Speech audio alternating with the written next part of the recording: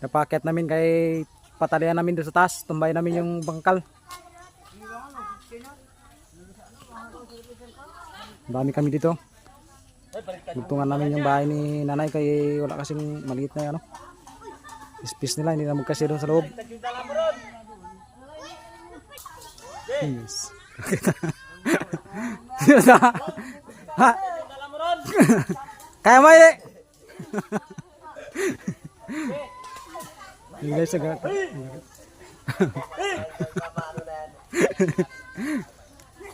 Tara, mag-ingat ka, baka malaglag ka.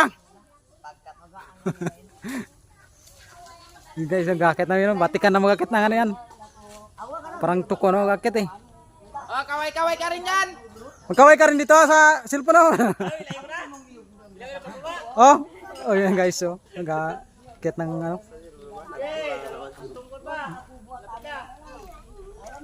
Okay, ilay mo na. Baka namin. Yan na, malapit na. Ay, sabay, kahit malaglag ka, tubig naman eh.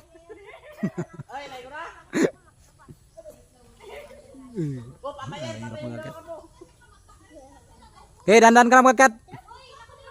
Ayun, nakarating na siya. Guys. Ron, kaya pa doon Ron sa taas-taas niya Ron.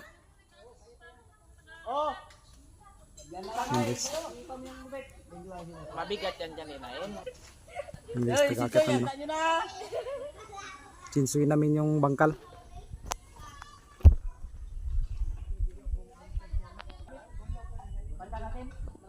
Dami kami dito sa bahay na nanay guys. Yan o. Bugtungan ko yung bahay nila dyan. Lagyan ko ng paulog. Stisin namin itong ano yung bangkal. Ha? Para yan.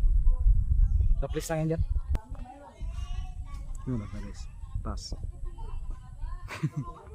Hirap na akyat. Asawa ng ano ko yan, ng kapatid ko na may kapansanan, may pinakit namin ng kahoy. Baka matumbahan kasi yung bahay. Ayun na. Ano kaya pa? Ipa-list mo yung ano dyan Ron, yung